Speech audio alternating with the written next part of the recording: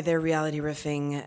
I got to sit down with some incredible women who are doing powerful things in their different sectors for mental wellness and the changing times.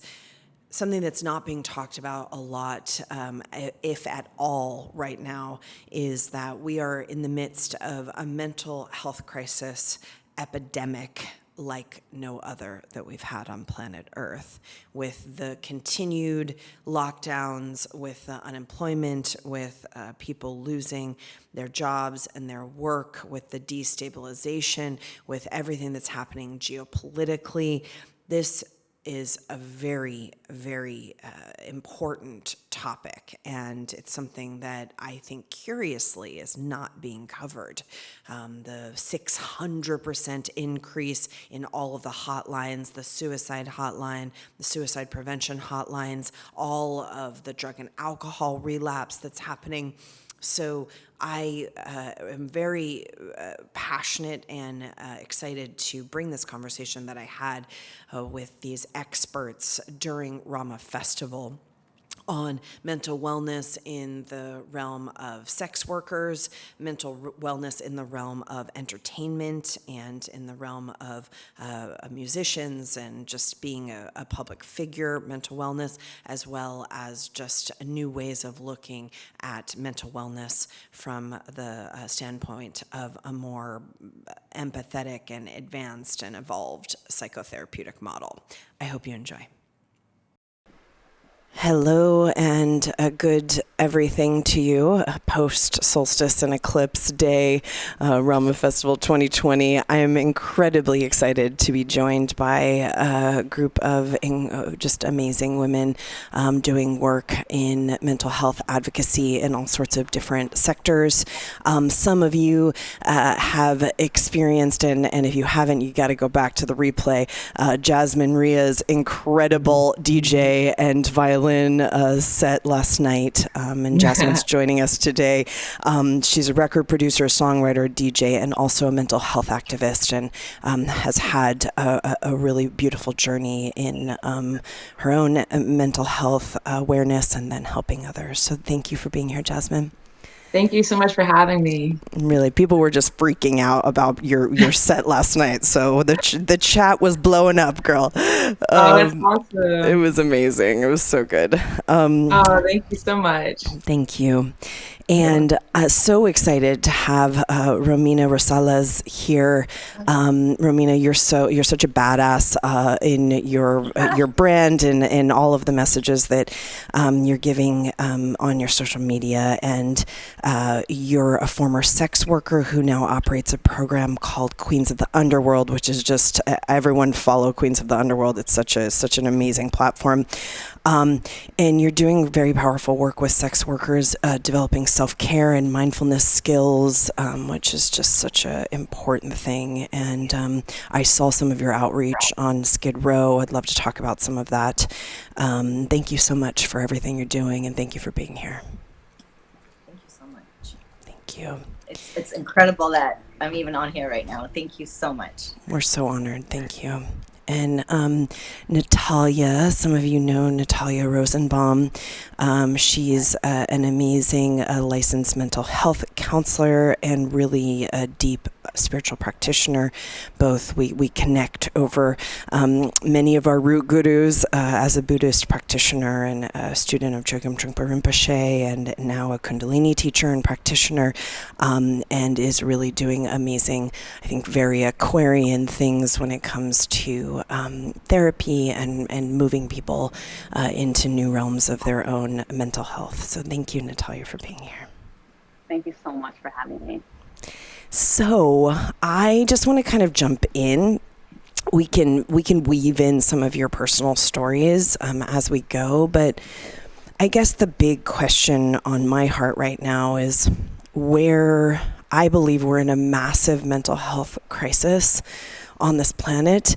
I think it's not being talked about as much as it really needs to be talked about. And I think from people who are dealing with all sorts of systemic oppression, to the people who are on the police force, to the people who are in every sector because of what we've gone through in these lockdowns and with the suicide rates. I mean, I think we're dealing with a mental health crisis just as much as a geopolitical and economic crisis. And I just would love to hear anything you guys have to say on this, your opinions, what you've been seeing, what you're kind of experiencing on the front lines. Anybody can jump in.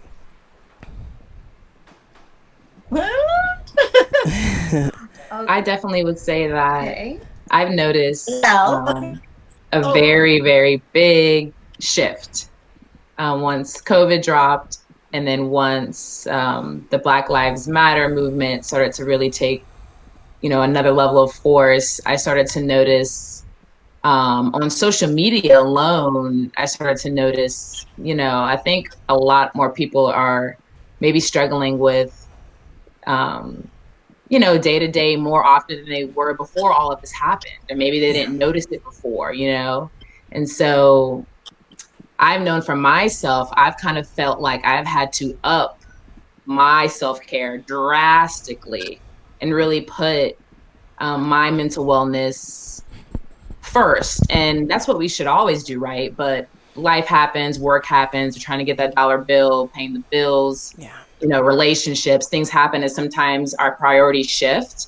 But I feel like for me, once everything started to pound on, I really had to have a conversation with myself and say, okay, this is really intense right now. I'm feeling more anxious than normal. You know what I mean? Just going outside is anxious, going to the grocery store is seeing everybody else's energy, just that tenseness that you can cut with a knife.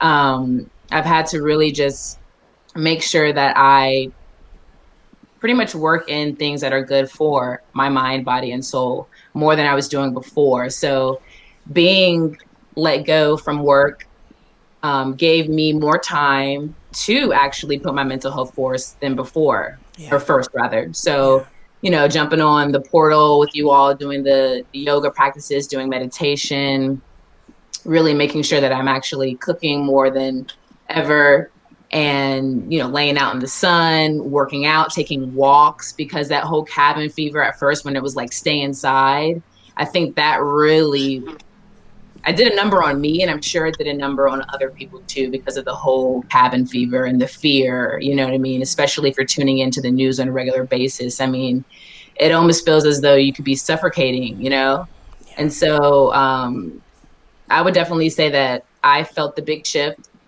to up my mental wellness, and I'm sure that others are feeling the same. Major. Romina, you were saying you were jumping in. What were you going to say? Yeah. Thank you. Well, I have a mantra. I can replace it with certain things. So I'm an activist on the days that I feel good to make up for the days that I don't.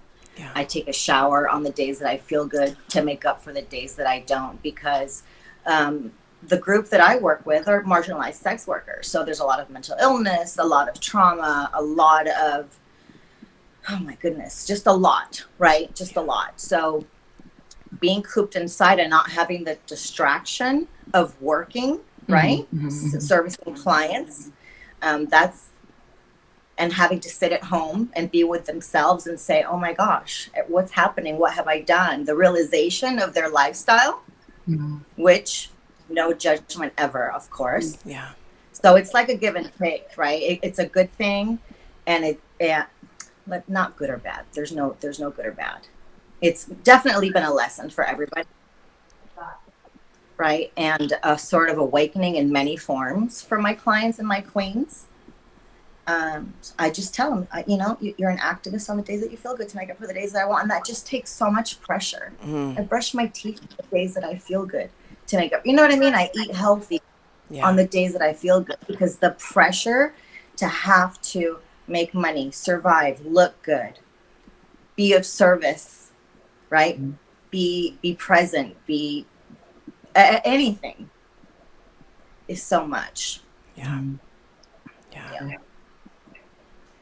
Thank you.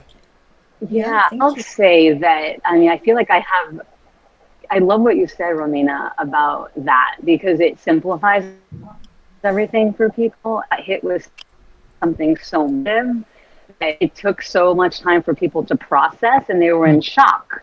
So I think I have a good finger on the pulse. I'm seeing like more clients than usual now because it's all virtual. So it's easier for me because I can just be home and then I'm like packing my schedule in and seeing so many people because I don't like to say no to people generally, you know, and obviously I'm making money. So there's an exchange, but I noticed that there were these waves of different things happening, like shock at first. And people were really, it was like, you know, before Black Lives Matter, just in the beginning of stages of COVID. And then people were putting that pressure on themselves, like you're talking about, Romina.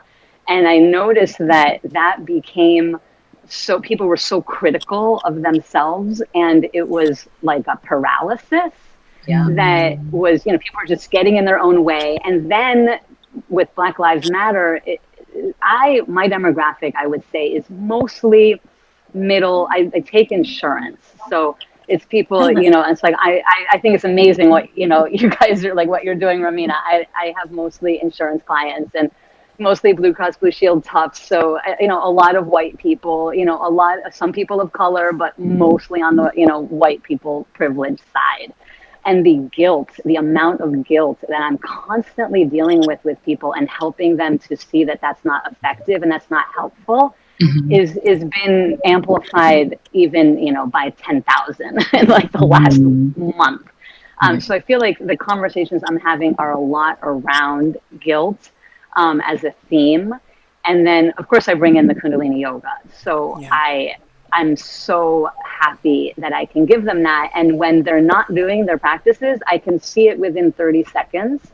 And then I have a place to redirect. So that, I mean, it's like a miracle. It's an incredible miracle that we have this practice.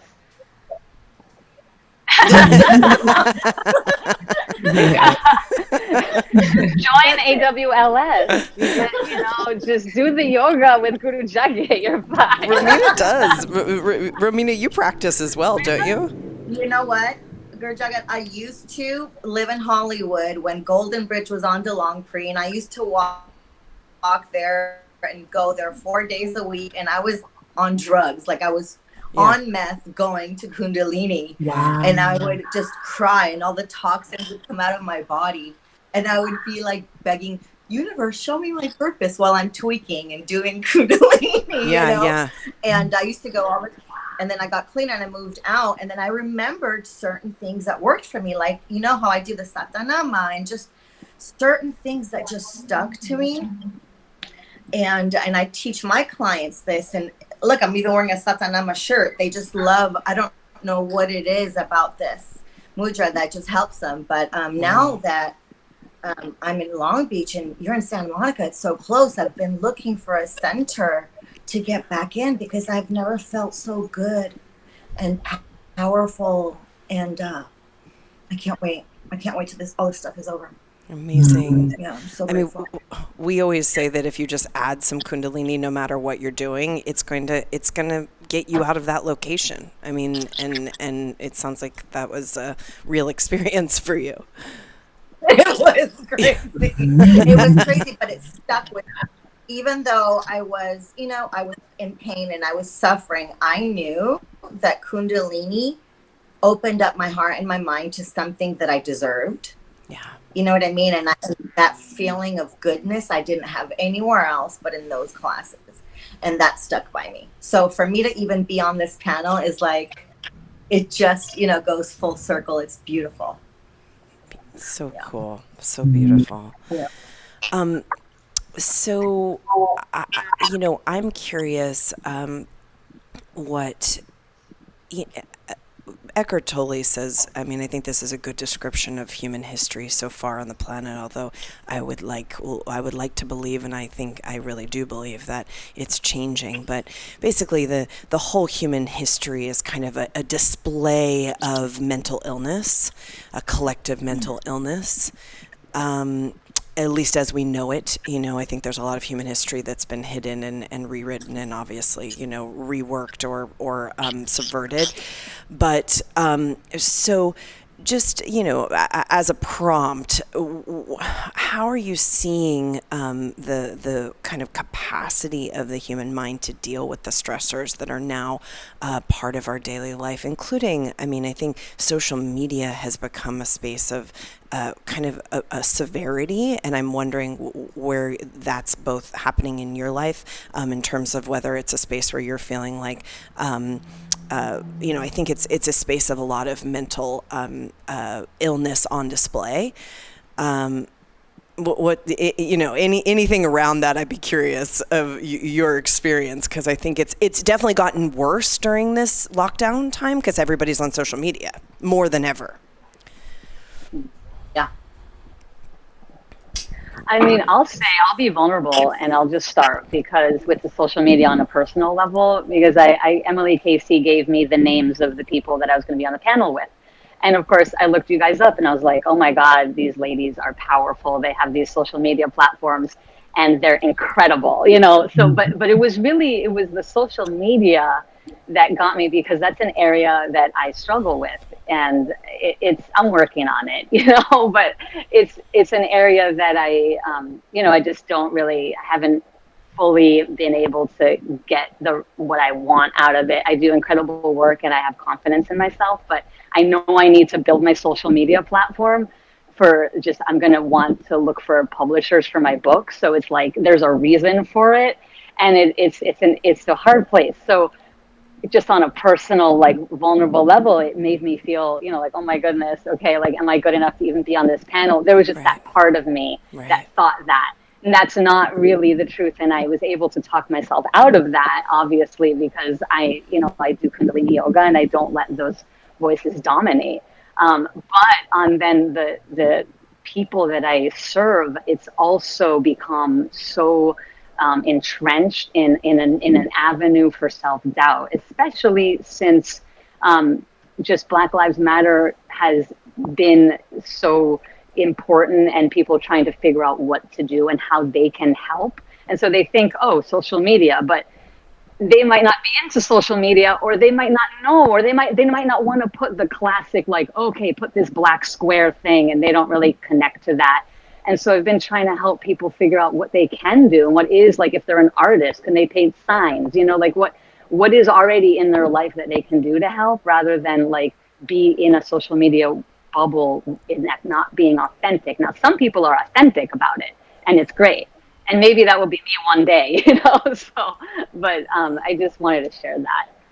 Yeah, it's. I think it's a real kind of. It's become another space where a lot of this kind of ricochet of the societal mental illness is kind of being displayed in so many different ways. And obviously, it's a polarity planet, so there's both. But curious for Jasmin and Romina, where this has hit for you personally, and where you're seeing just the people you engage with and work with. Well, you want to go, Romina? No, but I was saying you go, please. Okay, thanks. Well, I wanted to speak on what you just said, because about social media and the whole comparing the social media with others. I almost lost my life because of social media. So like the numbers that you see, to get those numbers, like I nearly almost killed myself at the end of all of that. And it's because, like, years ago when Twitter came about, you know what I mean? When Instagram hit, like right when it was fresh, I got on and I was doing music. And so I understood that I could use social media as a platform to get me seen, get me noticed, right? And I spent so much time and so much energy on getting followers and, you know, the numbers. I was so obsessed with my count, and really it started off as a business thing. Like, the more people I can reach out to on social media to listen to my song or to comment on my YouTube video, the more I'll, you know what I mean, I'll get fans, you know, my business will grow. But then it turned into this extreme sickness. Like, I don't know when it happened, but at some point, you know, it happened, and I was just literally living this alternative, weird reality where I was one person on social media and a different person in real life, because you lose yourself, because social media is an illusion. It's an entire illusion. And it can be good in a lot of instances that businesses are able to communicate, you know what I mean? We're able to communicate with the people that we love and our friends. I get the positives in social media, but there's far more negatives with social media. There's far more damaging psychological, mental illnesses that come about through having a platform where you can manipulate who you are, you know what I mean, what you're into. So when you go into a platform where you're able to manipulate things, sometimes you can confuse your own brain. You know what I mean? And that's the sickness behind it. And the younger people are getting it worse because their parents are giving them tablets as soon as they're, before they can talk. Yeah. You know what I mean? My niece is 7 and her friends have iPhones, you know what I mean? And, my friends have kids that are calling me on their iPhones like, hey, I lost a tooth. You know what I mean? And so it's cute in a sense that, wow, the times are changing and kids have phones and they can communicate, but it's also very dangerous because social media is a comparison tool. It makes us compare ourselves, whether we know we should be comparing ourselves or not. You can take the most enlightened being and make them actually run their own successful social media platforms. And they're going to get sick too if they don't know how to balance it out. And so the numbers that you see, it was because I got in when it was hot. Twitter just dropped in 2009. I got on that thing. You know what I mean? I went hard on following other people's musicians' followers, so because these platforms were fresh, we were able to get successful. But over years and years, these social media platforms changed their algorithm. So you can be doing the best work ever, but you are not getting seen. You can be putting all the hashtags ever, but you're still not necessarily getting seen in today's climate.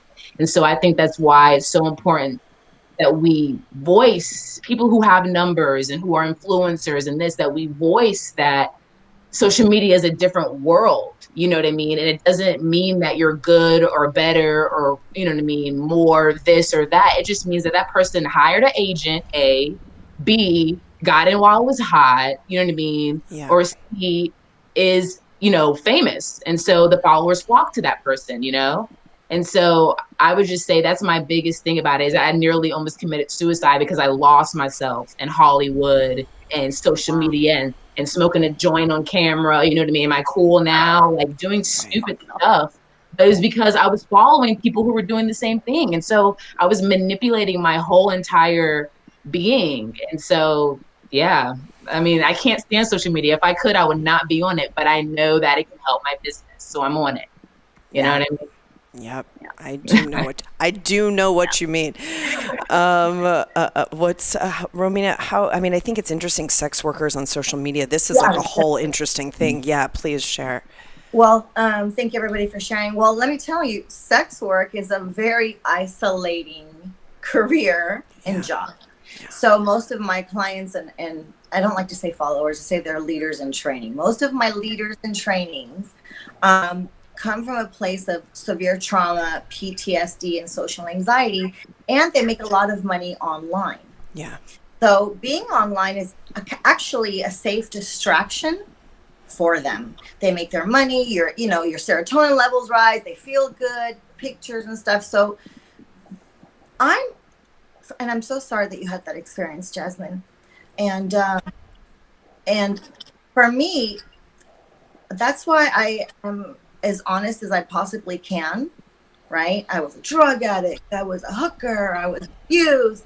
Who cares? Like, it was my story. I'm not now, right? It all led me to this purpose, me sitting here at this very moment.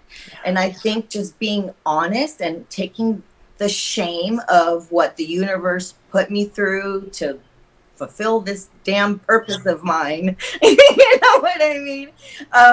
God, I wish my purpose would have been to be like queen of something instead of, going to Skid Row, freaking damn it, No, but I think we take solace with each other, and we find that's why I created my space. I demand that it's a safe platform. No one's allowed to be mean to one another or say cruel things to one another. We uplift each other.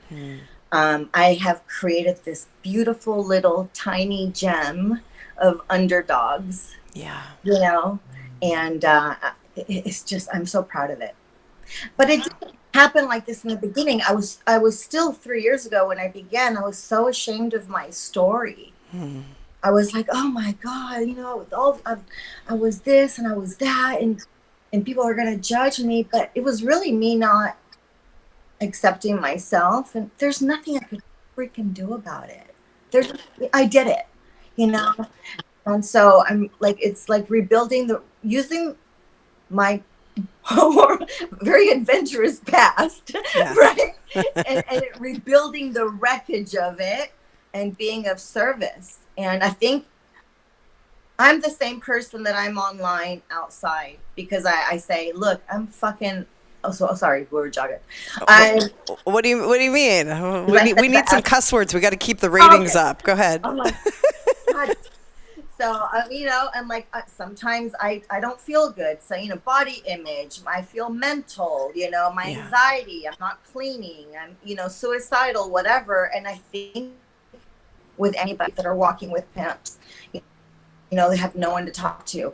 Oh my God, Romina said that she's suicidal, you know, has suicidal ideations too sometimes. Oh my God, Romina said this. And then they come to me and they send me messages. So sorry, I'm rambling, but creating a safe space is really, I don't know, I think I've done it. I think I've freaking done it.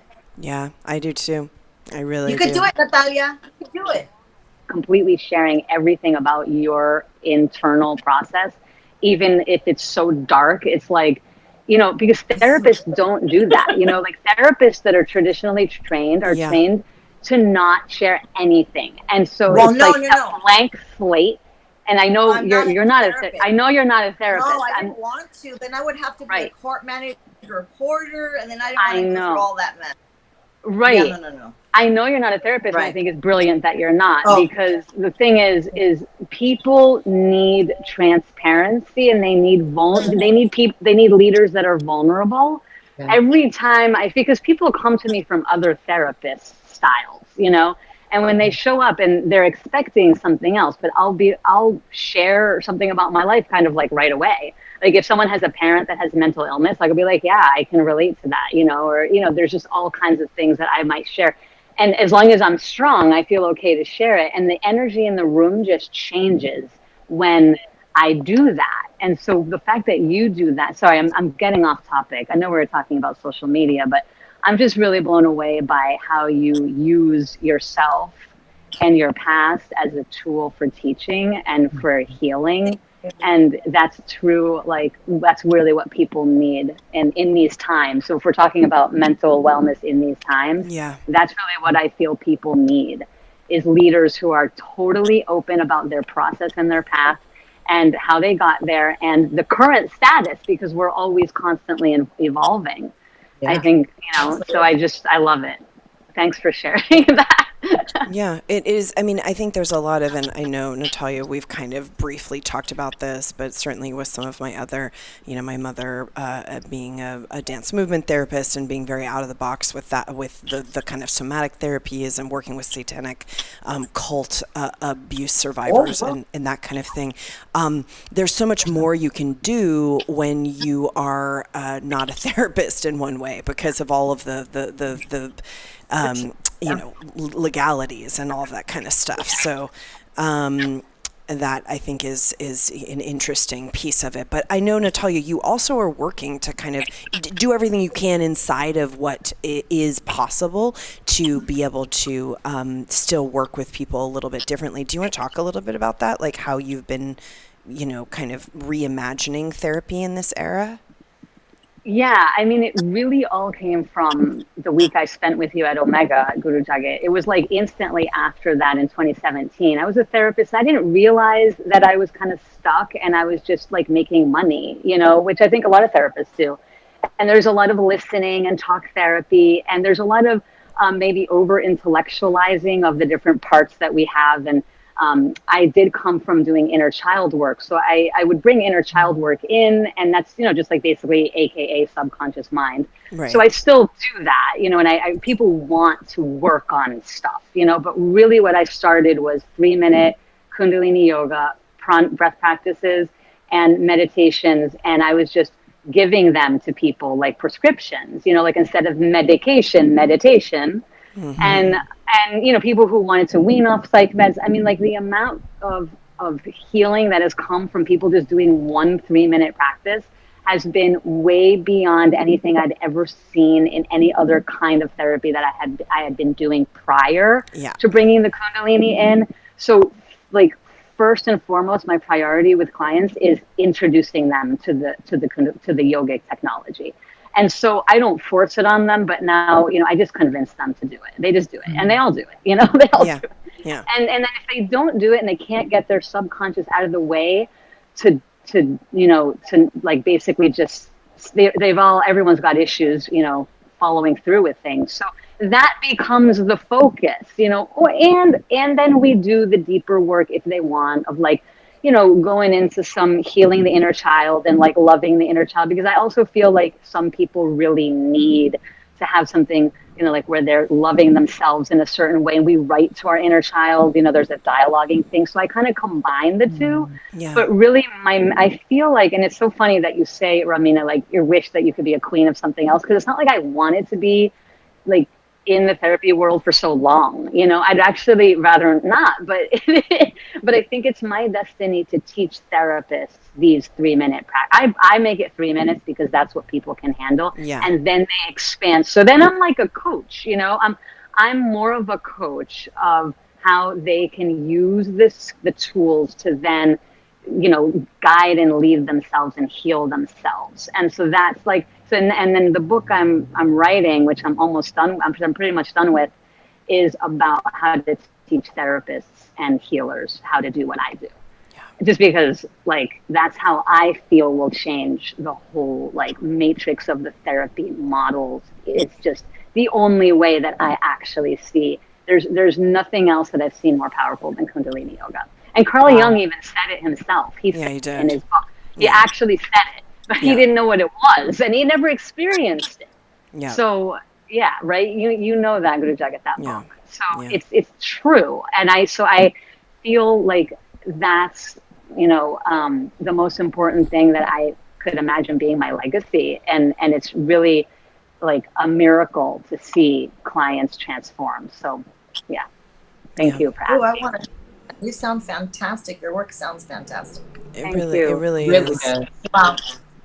Yeah. Thank you so much. Yeah, it's so important. And also training other therapists, because I think this is part of where we're going to get out of some of the calcified ideas of the human mind, which have been, kind of echoed through a lot of therapeutic model in this era that we just came from, Yeah, absolutely. I want to talk about. I want to talk a little bit about systemic oppression and the mental illness that both the systemic oppression is, but also what comes of it on all sides. So Jasmin and I spoke a little bit about this during Instagram Live that we did together, but my belief is that we're dealing with a lot of mental illness and trauma on all sides of the kind of mandala of the systemic oppression, including with the police officers who are, doing some of this more violent acting out of the systemic oppression. But I just want to, and I feel like this isn't being talked about, so I would love to just talk a little bit about where you see the kind of mental illness of systemic oppression showing up, and then as well on all sides, because I think also we have a major mental illness issue on the police force and in government officials, etc. Anybody want to take that one? Yeah. Oh, I thought it was just... Yeah, I would definitely say that like one of the mental illnesses that come along with systematic oppression and like racism is first and foremost your self-worth, Yeah. Like, so, if you have people growing up thinking as though, you know, they can get wiped off the planet because someone doesn't feel like they're worthy to have a life, that's pretty hard to deal with. And so this is something that I've never really thought of, like growing up Black. I've never really thought that I had to like watch my back, or as though I didn't have opportunities that were available to me that other people have. I never viewed myself as a victim, even though systematic racism is super real, you know what I mean, in the world that we live in. I mean, it's pretty terrible. What, you know, my ancestors have gone through, and what, you know, America, you know what I mean, has been for the last, you know, century. But at the end of the day, I just kind of feel as though on the lightest scale of mental health, for me, mindset, and like how you feel about yourself, your own self-worth, I just feel like this is the time more than ever. We need to teach the children just how worthy they are. You know what I mean? People of color, of course, but also anyone. But especially the Black community. I think as parents, as, you know, aunties, uncles, coaches, teachers, you know, whatever role you are, I think it's very important for you to have a very eye-to-eye, face-to-face conversation with any, you know, kids that are in your life, any teenagers, anyone, adults as well. We all need to hear that we are worthy, and we all need to repeat those affirmations on a daily basis, because whether we realize it or not, if Black people are dying because policemen are shooting them, and these men are not being charged for murder, and it's happening over and over and over again, subconsciously that's doing a lot to your mind, whether you realize it or not, if you are a person of color. And so although I've felt like I've never been, you know, I've never walked around in fear, because I'm not a fearful person. I'm not scared to die. So I think it's really easy, if you're not scared to die, that you don't really walk on tippy toes and like, but I mean, I'm not going to lie to you, I do get anxious when there's cops behind me, you know what I mean, period. So it's like I have to constantly tell myself too, like when I see cops, like deep breath, you know what I mean? Everything's going to be all right. Like, play it cool. We're good, you know? And so that's when the fear kind of strikes on me whenever I see police. But besides that, you know, I live my life because I have to tell myself that, you know what I mean, I am worthy. You know what I mean? My life is important, and the things that I like to do are important. The people that I love are important, and I'm not going to live my life in fear, but I think it's very easy for people to live their life in fear. And so I would just want to be the person who can relay the message of that you're worthy despite what's going on, you know? Yeah, and a good way to get that mantra in your head is to download and also watch Jasmine's new video that she just put out, because it's so good. Thank you. It's I can't wait to hear it, because I love the violin. It's my favorite instrument, so I'm so excited. I want to see that. It's called I Am Worthy, right, Jasmine? It's called Know Your Worth. Know Your Worth. Know Your Worth. Hi. Yeah. It's is so that your good. shirt? It's so good. Yeah. Can I touch on that with the Jagat? Yeah. You know, yeah, so thank you. I'll get in touch with you. I'll send you the link to the video. You can check it out when you get the chance. I would love it. Yeah, it's pretty much a song that's called Know Your Worth, and it's a message to anyone who wants to receive it. But I use positive affirmations to pretty much, you know, give your self-esteem a big boost. So, for example, like the chorus is, I am worthy of my love. I am one with Mother Earth. I have a purpose to fulfill. There was a reason for my birth. I am more than just a body. I am strong in every sense. I leave the past in the past. I live in the moment. I overcome my obstacles. I am brave. I'm a fighter. I let go of all the pain. It lifts me higher. I love it. It's Thank you so much. Thank you. My sounds fingers are gonna amazing. love that. So powerful. Thank you. Beautiful. Yeah, it helps me. It helps me. Like sometimes I get down in the dumps a lot, and so sometimes I'm like, "Girl, play your song. Don't play." You know? Yeah. Yeah. I wanted to talk about a little bit about the system, if I have 2 minutes. Yeah, please. I'm an immigrant, and I was in ICE prison, so I lived in hypervigilance. I've been in hypervigilant fight or flight for like the last 30 years. My mom told me immigration's going to get you one day. So, you know, totally white, Armenian, Argentinian, they're never going to racially profile me. But the thought of, oh my God, immigration. And then when I finally did get caught and went to immigration prison, I was like, oh, it's not that bad. You know what I mean? The fear, right?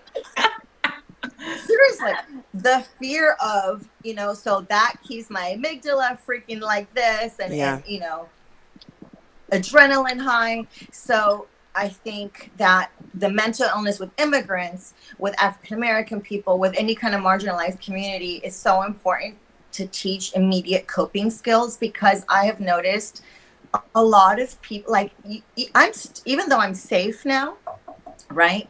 I'm still really hyped and my attention span is like this. So the only way I can focus is if I'm in a group class. Left to my own devices, I can do like a couple of exercises, immediate coping skills to calm down. So I think it's a really smart and loving option to have immediate coping skills accessible to people that have high levels of trauma and low levels of concentration. They don't have, you know, people like me that we don't have the capacity to even pay attention. You know, so. So, Guru Jagat, were you asking, I really love what both of you have said. And I, you know, like I said, I feel like I'm in a world that's, you know, just, it's privileged, you know, like my office, even though currently it's online, I'm in downtown Boston, you know, I don't love Boston, but I ended up there. It's just, and it's the financial district, you know, so I've got people coming in who are like, I don't know, they work in the finance or they work in corporate world and they found their way to me. But were you asking Guru Jagat about the police officers and the mental illness in the people who are of power? Was that the question? I'm confused now about the question. I mean, my take on what's happening is that we're dealing with a collective mental illness, which the yogis predicted on this planet at this point of our evolution, that 90% of the planet would have mental instability or mental illness of some sort. I feel like we're seeing it displayed in so many ways right now.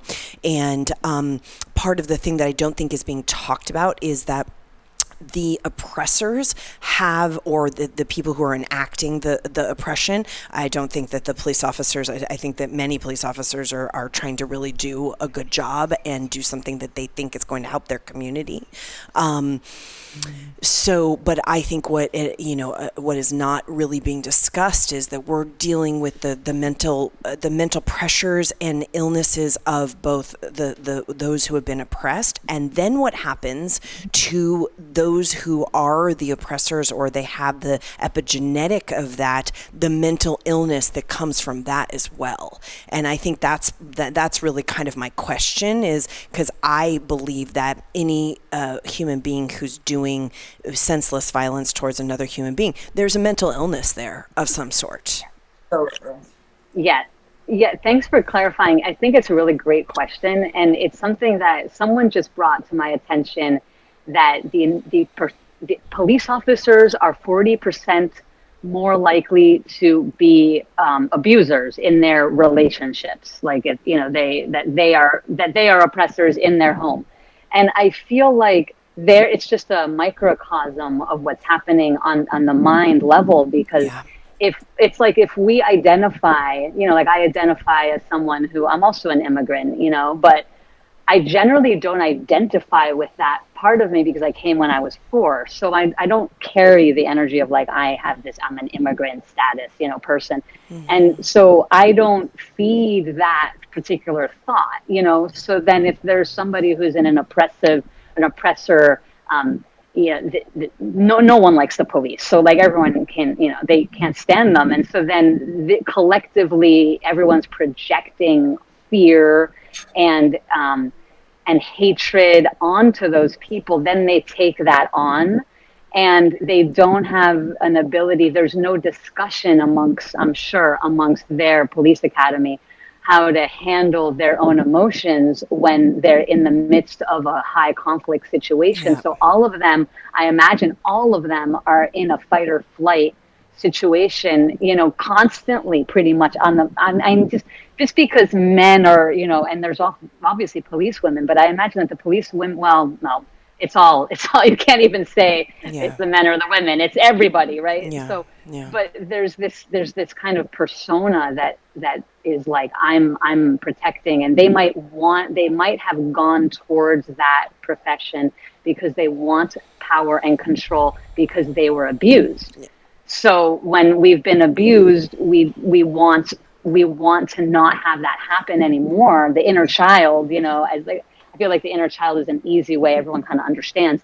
You know, the inner child is like so afraid to be a victim that they choose a role where they have a gun, you know, and then a person who's got a really scared inner child who then has a gun, and then they're in a group of people who all are in that position, and you have no leadership there.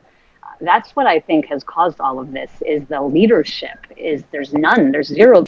With that, so when we're talking about reorganizing and reprioritizing our budgets in terms of, you know, the defund the police movement, where does this fit in there? Because I don't see a lot of people talking about, like, you know, creating programs where the police are training their own minds and meeting meditation or some sort of stress, you know, or trauma, you know, training or these kinds of things. I mean, I think that this is, I think it's paramount to be able to restructure how we're dealing with law enforcement.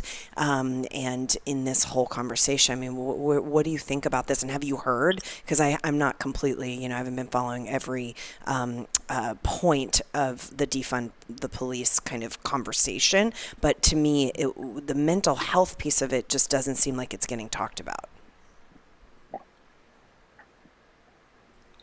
Yeah. I haven't dove into the details of defund the police. I've honestly only seen it on social media posts. Yeah. So I'm really not sure, but that is the genius plan though. It's like, let's go into these forces. Let's, you know, like, you know, Tabitha goes into those businesses and is like, this is wrong, this is wrong, Right. this is wrong. Right. Like, there needs to be some type of, you know, situation like that where spiritual leaders go into these communities and they're like, listen, dude, you know, like, people need to have coping mechanisms. Yeah. Like, I feel like if you're in any type of a professional to where you have, like, you know, an emergency and you're always on that fight or flight and that's intense, like, oh my God, I might die tonight type of profession. How is there not therapy? How is there not meditation? How is there not yoga? How is, you know what seriously? I mean? How? Yeah. Doctors, emergency, no matter what, firefighters, police. It should be mandatory. Absolutely. Yep. Yeah. Absolutely. And hopefully, because of all of this, we're going to start to see that. That's what we should be pushing for. Yeah. You know? Yeah. I really, I mean, I think just, and also, you know, it kind of vibrating out into the culture.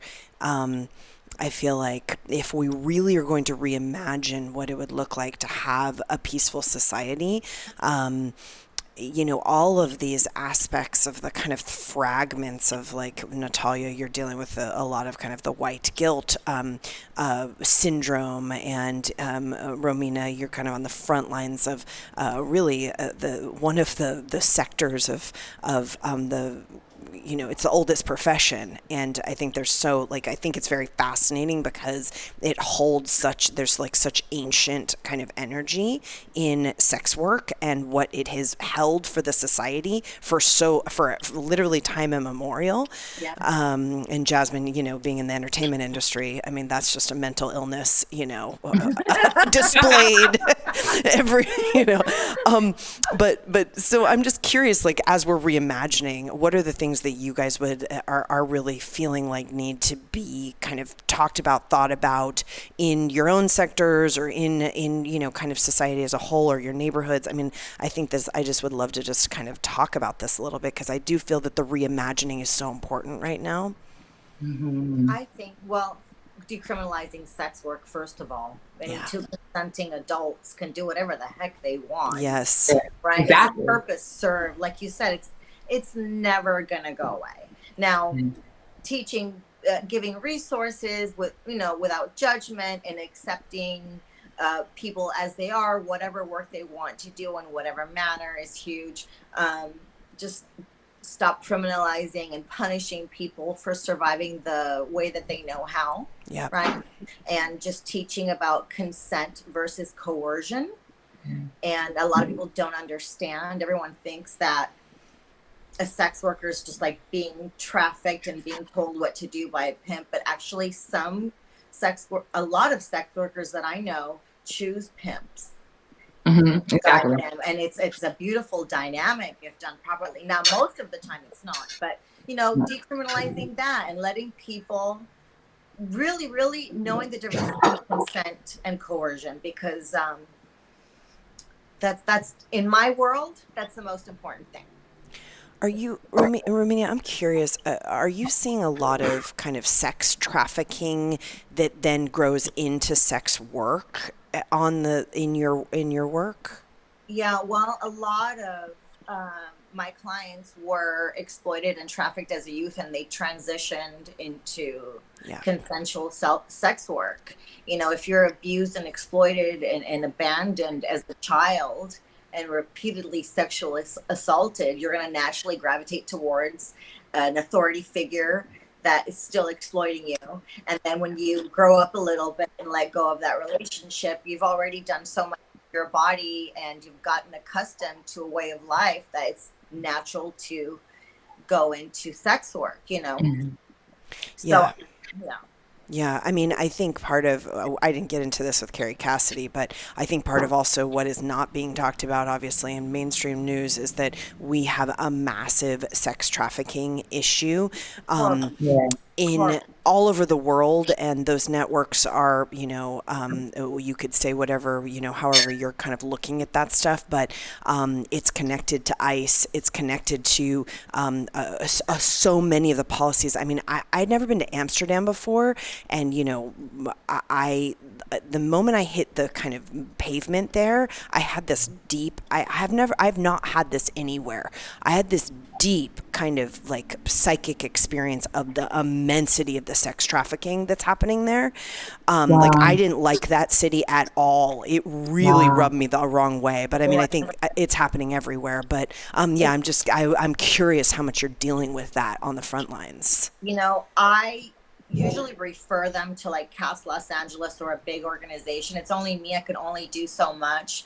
But if it's like a client or an adult industry worker that reaches out to me and says, I have to leave my pimp, I don't know what to do, me and my queens, we'll gather funds to get her a hotel. I think last year I was doing an emergency pickup service with girls they're called folks. Okay. So pimps are called folks. Girls that left their folks, we would have like a little system where we get money donated, go pick them up and put them in a motel room, and then figure it out from there. Yeah.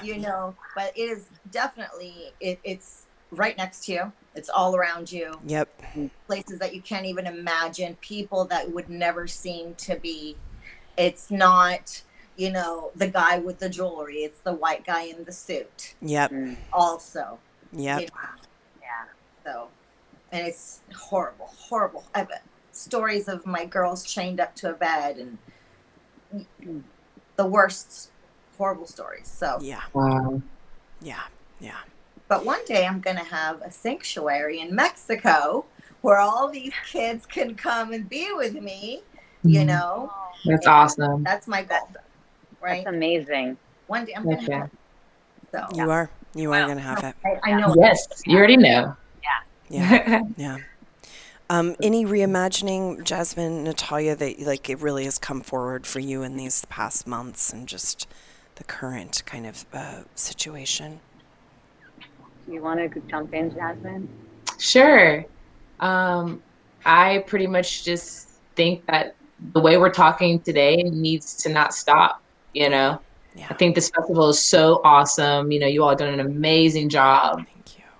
It's overwhelming how amazing it is. And this, what you all have done, you know, I would love to see it continue, you know, and it to leak in different ways. And I really just feel like, you know, we just need to take it day by day, but having these conversations are so important because that's the first step. Then we can start to put things into action, you know? Yep. Yep. I really feel, I mean, this is why I do these, because I do feel like, you know, we're powerful people and we're speaking things, and as we're speaking things, things are coming to pass, and they're seeding in other people's consciousness, and it's a potent medicine, these kind of conversations. I very much agree with you. That's what can I just jump in there, because I actually feel like I'm the luckiest person in the world. I mean, and everyone who's part of Rama, because I feel like this community is everything. And I feel like it's the seed, and everything is going to come from it. I mean, that's what I imagine. So reimagining, I mean, when I'm aligning myself to a community that's full of people trying to get connected to their conscious mind, there's nothing more deep that I see. And so being a person who I grab what I can, you know, I take everything I can, you know, from the teachers and from you, Guru Jagat, and Hari Jivan, and, you know, Tej and Guru Jas, and just the community is huge. Yeah, so huge. Then I'm filled, absolutely, is another teacher, you know, so then I'm filled up, and then from there I can give what I can give, and what I give is what I learn at Rama. So, you know, just to be speaking from that place, it's absolutely the reimagining that I have. And then as far as what my personal work is I have that vision of teaching people that people who are going to therapists are desperate. And if therapists are not able to give the actual teachings that are necessary, then they're just going to go get the pharmaceuticals, because the thing has to work fast, and mindfulness is not cutting it. No. So, you know, not even close, not even, mindfulness is for monks, you know, so the Kundalini technology is the one at this moment. So that's my part, that's my reimagining. Yeah.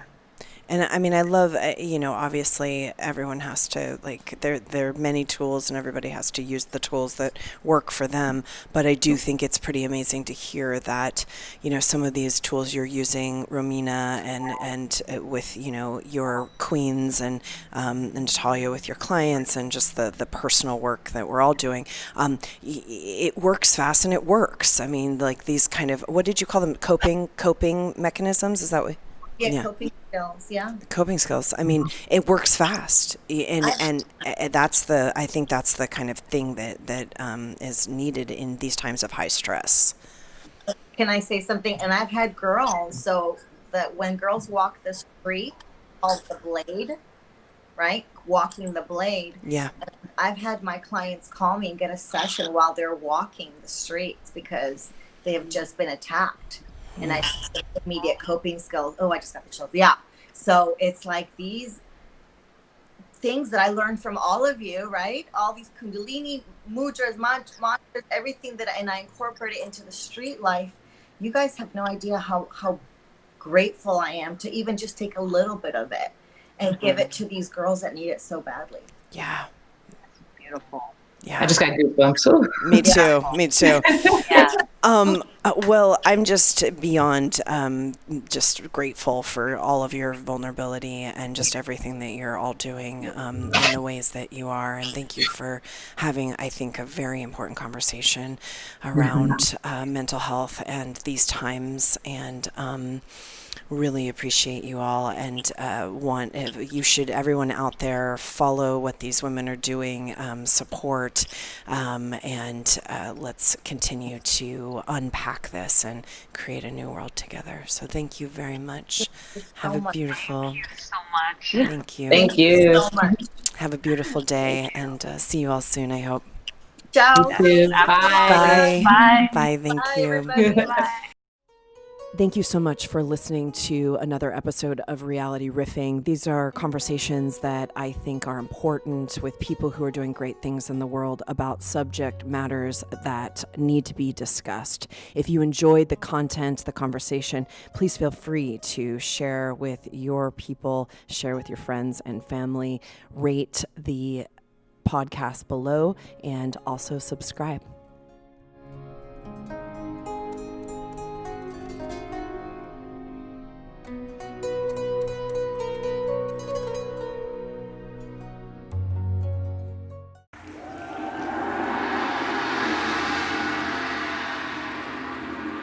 Welcome to the Raw Festival.